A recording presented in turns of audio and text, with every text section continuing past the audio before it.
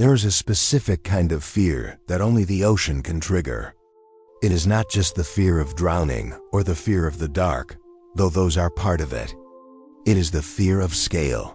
When you look out at the horizon of the Pacific, you are looking at a volume of space so vast that it makes humanity feel statistically insignificant. We stand on the shore, we look at the blue surface, and our brains instinctively ask the question, what is down there? We want monsters. We need them. We need to believe that in a world where we have mapped every inch of land, where satellites watch our every move, there is still something wild, something unconquered, something big enough to eat us.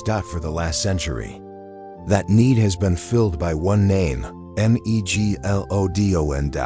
We built a mythology around it. We made it the king of the ocean. We put it in movies, we put it in video games, and we convinced ourselves we knew exactly what it looked like.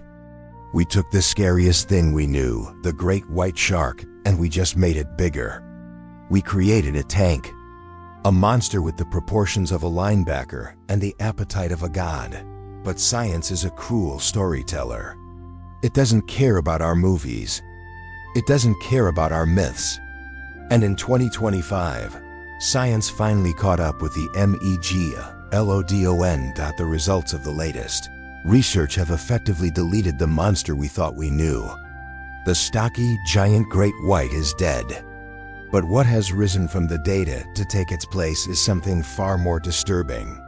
We are no longer looking at a simple eating machine. We are looking at a biological anomaly. A creature that pushed the laws of physics to their breaking point.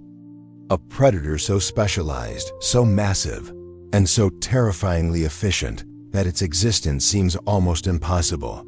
Today, we are going to deconstruct the myth. We are going to look at the forensic evidence, the fluid dynamics, and the brutal economics of survival that govern the life of the Otodus Megalodon. Everything you think you know is wrong. The reality is far bigger. To understand the creature, we first have to understand how we found it. And to do that, we cannot start in a modern laboratory. We have to start in the candlelit studies of the Italian Renaissance. The year is 1666. The place is Tuscany. In the 17th century, the concept of extinction didn't really exist. The prevailing religious and scientific dogma was that the earth was young, static, and complete. God had created a perfect world, and in a perfect world, species didn't just vanish. If an animal existed, it was somewhere, but the people of Europe kept finding things. Farmers plowing their fields in Malta or vineyard workers in Italy would dig up strange triangular objects. They were sharp, they were serrated, and they were made of stone. They called them glossopetrae, or tongue stones. The folklore of the time said that these were the petrified tongues of dragons or giant serpents that St. Paul had cast out of the islands. They were treated as curiosities, sometimes even ground up as medicine. Enter Niels Steensen, a man history remembers as Steno. He was a Danish anatomist serving the Grand Duke of Tuscany. In October of 1666, fishermen off the coast of Livorno caught a massive shark. The Duke, fascinated by the beast, ordered its head sent to Steno for dissection. As Steno peeled back the flesh of the shark's jaw, he saw the teeth. And he realized he had seen them before. The fresh teeth in the shark's mouth were nearly identical to the stone dragon tongues found in the rocks inland. Steno made a leap of logic that would fundamentally break the human understanding of time. He argued that the stones weren't dragon tongues. They were shark teeth. But how did shark teeth get inside a rock hundreds of miles from the sea? Steno proposed that the rocks themselves had once been soft mud at the bottom of an ancient ocean. The shark had died, its teeth had fallen into the mud, and over eons, the mud had hardened into stone, encasing the teeth like a time capsule. This was the birth of stratigraphy, the birth of paleontology. Steno gave us the terrifying realization that the earth was not static. It was a graveyard. Layers upon layers of history stacked on top of each other, filled with the remains of monsters that no longer existed. The Megalodon was the first ghost we ever found. But because we only found the teeth, we made a critical mistake that would last for 300 years. Asterisk, if you walk into a museum and look at a T-Rex, you are looking at bones. Calcium phosphate. Hard, durable, and easily fossilized. If you look for a Megalodon in a museum, you will find a set of jaws and nothing else. Sharks are chondrichthyes. Their skeletons are not made of bone. They are made of cartilage, the same stuff in your nose and ears. Cartilage is lighter than bone, more flexible, and allows sharks to be incredibly agile. But it has one major flaw: it rots. When a shark dies, its skeleton disintegrates. It returns to the biological slurry of the ocean floor. The only part of a shark that survives is the enamel of the teeth, and, very rarely, the calcified centers of their vertebrae. This created a preservation bias. For centuries, all we had were teeth, and the Megalodon had a lot of them. A single shark would go through 40,000 teeth in its lifetime, shedding them like dandruff.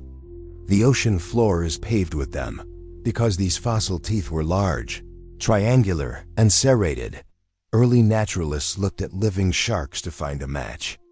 The closest match they could find was the great white shark, Carcharodon carcharias. In 1835, Louis Agassiz, a Swiss naturalist, formally named the ancient giant Carcharodon Megalodon. He put it in the same genus as the great white. He decided they were family. This decision shaped every piece of art, every movie, and every nightmare we have had since. We assumed that if the teeth were similar, the rest of the animal must be similar too. We assumed Megalodon was just a great white scaled up to 1000%. We were victims of a visual trick called convergent evolution. Just because two animals have similar tools does not mean they are related. A bat has wings and a bird has wings, but a bat is more closely related to a human than it is to a pigeon. The great white and the Megalodon both evolved serrated triangular teeth because they both solved the same problem: how to cut through blubber. They were both whale killers, but they were not father and son. Asterisk, the cracks in the giant great white theory started to appear in the mid-2000s. As technology improved, paleontologists stopped just looking at the size of the teeth and started analyzing the geometry.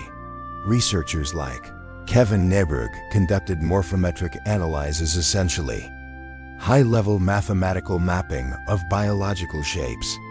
When they compared the Megalodon teeth to great white teeth, they found subtle but damning differences.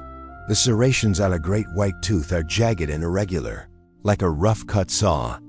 The serrations on a Megalodon tooth are incredibly fine, regular, and rounded. The roots of the teeth were shaped differently. The neck of the tooth was different. The data suggested that the great white shark evolved from a broad-toothed Mako lineage.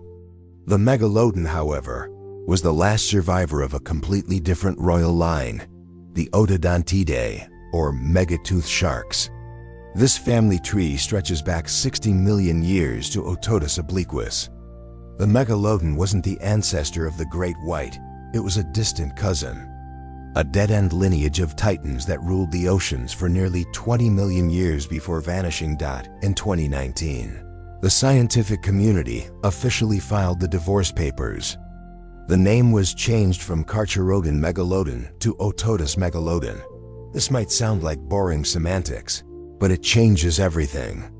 Once you realize Megalodon isn't a great white, you stop being forced to draw it like one. You are free to look at the evidence with fresh eyes. And what those eyes see in the 2025 data is shocking. Asterisk. Let's talk about size. For a long time, the safe scientific estimate for Megalodon was 15 to 18 meters, 50 to 60 feet. This was calculated by measuring the tooth height and applying the ratio of a great white shark. But recently, a team led by Dr. Kenshu Shimada found the Holy Grail, a spinal column, discovered in Belgium. This column consists of 141 vertebrae. It's incomplete, missing the head and the tail, but the trunk alone is 11 meters long. When Shimada's team applied the growth curves of generalized lamniform sharks, not just great whites, to the spine, the numbers exploded. If the trunk is 11 meters, and you add a head, approx 1.8 meters, and a tail, approx 3.6 meters, you get a shark of roughly 16.4 meters. But that's just one specimen. Another isolated vertebra found in Denmark suggests an animal significantly larger. We are now looking at an upper limit of 24.3 meters. That is 80 feet. To visualize this, imagine a standard school bus. Now imagine another one parked behind it. A 24-meter megalodon is longer than both of them combined. It is heavier than a space shuttle orbiter, but here is where physics intervenes. You cannot just take a great white shark and make it 80 feet long. This brings us to the square cube law, a principle first described by Galileo. It states that as an object grows in size, its volume and mass grows much faster than its surface area. If you double the length of a shark, you don't double its weight. You multiply it by 8. If a megalodon had the stocky, bulky proportions of a great white shark at 24 meters long, it would be impossibly heavy. It would be a biological brick.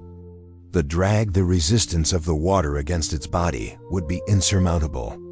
It would need to expend a nuclear amount of calories just to move forward. It would be too slow to catch prey and too hungry to survive. So, the 2025 Reconstruction proposes a solution: the elongated body plan. To reach 24 meters and still function as a predator, Megalodon had to be streamlined. It wasn't a tank. It was a needle. The new model suggests a body shape more like a modern blue shark or a lemon shark, slender, long tapered. It likely had massive pectoral fins, much longer than a great white's relative to its body size. These fins would act like the wings of a glider, providing lift and stability to support that massive frame as it cruised through the water.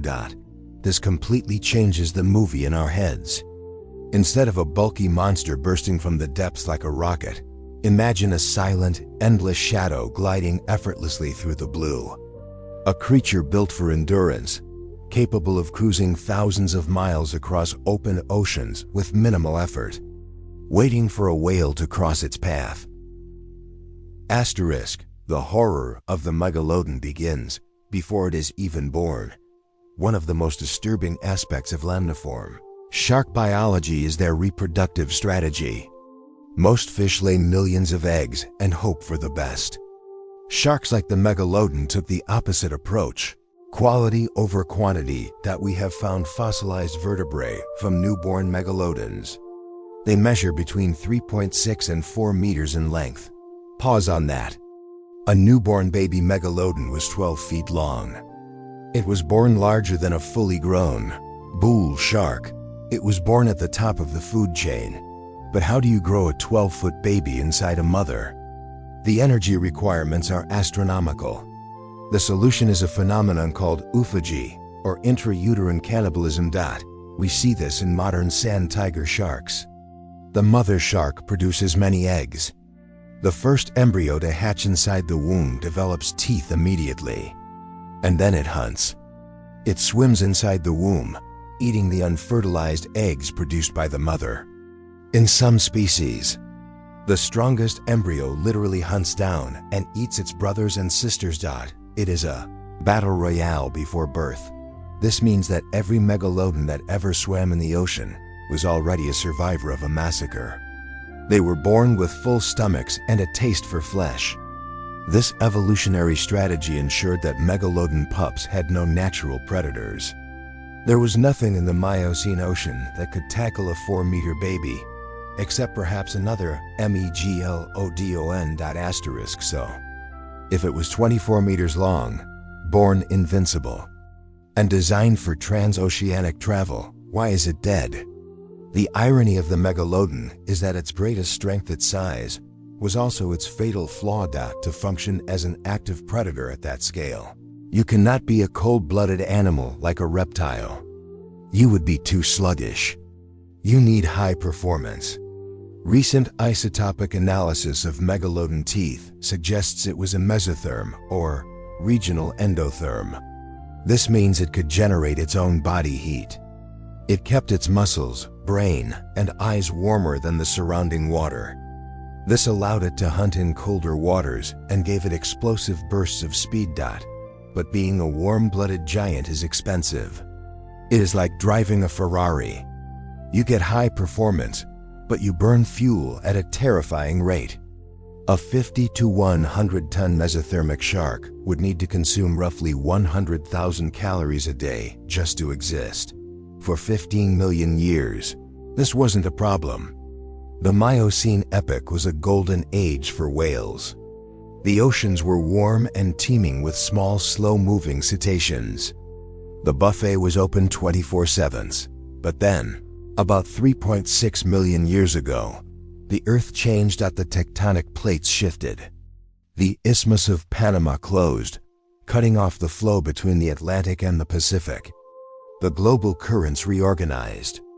The planet began to cool, heading toward the ice ages. The Pliocene epoch had arrived. This cooling caused a collapse in the marine ecosystem. The sea levels dropped, destroying the shallow coastal nurseries where small whales bred. The diversity of whales crashed. The small, easy-to-catch whales went extinct, and the surviving whales evolved to be larger and more migratory, moving toward the freezing polar regions where the cold-blooded, or partially warm-blooded, megalodon couldn't follow efficiently. The buffet was closed. While the megalodon was starving, a new competitor was rising in the ranks. Evolution is not about who's the strongest. It is about who is the most efficient. The great white shark appeared on the scene around 4 to 5 million years ago. Compared to megalodon, it was tiny. But it was fast, agile, and crucially, it had a much lower overhead cost. A great white could survive on seals, large fish, and scraps. It didn't need to kill a whale every few days to keep its heart beating. When the food sources became scarce, the megalodon and the great white found themselves competing for the same dwindling resources. It was a case of asymmetrical warfare. The megalodon was a battleship. The great white was a guerrilla fighter. The great whites likely outcompeted the juvenile megalodons. They ate the food the young megs needed to grow. Without enough food to fuel their massive growth spurts, the megalodon population collapsed. It wasn't a dramatic battle. It was a slow, agonizing starvation. The largest predator in history simply couldn't pay the rent on its own body. We have to address the elephant in the room. Or rather, the shark in the trench. Why do so many people believe megalodon is still alive?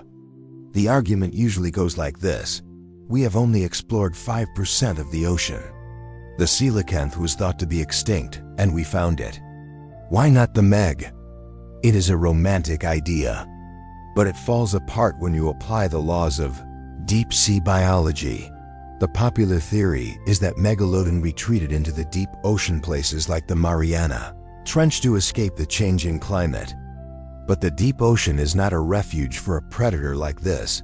First, there's the carbonate compensation depth, CCD. Below about 4,000 to 5,000 meters, the pressure is so high and the temperature so low that calcium carbonate dissolves. Animals that live down there usually have soft, gelatinous bodies or specialized bones. A shark like megalodon, with a heavy, calcified skeleton and massive teeth, would struggle to maintain its bone density. Second, the deep ocean is a desert. It is the most food-poor environment on Earth. Life down there relies on marine snow, tiny flakes of poop and dead organic matter falling from above. You find sea cucumbers, amphipods, and small rat tails. You do not find the massive populations of whales needed to sustain a 100-ton carnivore. If megalodon lived in the trench, it would have starved in a week. But what about the fresh teeth? In 1873, The HMS Challenger dredged up megalodon teeth from the deep Pacific. They didn't look like rocks. They looked white. Some people claimed they were only 10,000 years old. This was a misunderstanding of deep-sea chemistry. The bottom of the ocean is chemically weird. Teeth found there are often coated in a crust of manganese dioxide. This mineral crust protects the tooth and prevents the usual fossilization process. It puts the tooth in STA-SIS. Dating these teeth by their visual appearance is a trap. When we actually analyze the isotopes, they come back as millions of years old. They aren't fresh. They are just mummies. The megalodon is gone. And frankly, we should be thankful. Its extinction wasn't just an end. It was a beginning. Biologists believe that the disappearance of the megalodon triggered one of the most important events in marine history, the rise of the giants. For millions of years, whales were kept relatively small because being big made you a bigger target for megalodon. There was an evolutionary cap on size. But when the megalodon vanished, that cap was lifted. Suddenly, whales could grow larger without fear. They could exploit the polar feeding grounds. Over the next 3 million years, baleen whales exploded in size, culminating in the blue whale. The blue whale is the largest animal to have ever lived. Bigger than the megalodon. Bigger than the dinosaurs. And it exists today. We live in the land of giants. We just don't appreciate them because they are gentle. The megalodon was a marvel of biological engineering. A 24-meter, warm-blooded traveler of worlds. It deserves to be remembered for what it actually was: a sleek, terrifying masterpiece of evolution, rather than the B-movie monster we invented. The ocean is still mysterious. It is still dangerous. But the megalodon isn't waiting in the dark. It is etched into the stone, a reminder that on this planet, no matter how big you are, no matter how powerful you become, eventually, the world moves on without you. So, the next time you look out at the ocean, don't look for the monster. Look at the blue whale and realize that the only reason that gentle giant exists is because the nightmare finally died. Sign off, I'm James Stewart, and thanks for watching Dino Discoveries. If you want to support real science and conservation, keep asking questions and keep looking deeper. See you in the next one.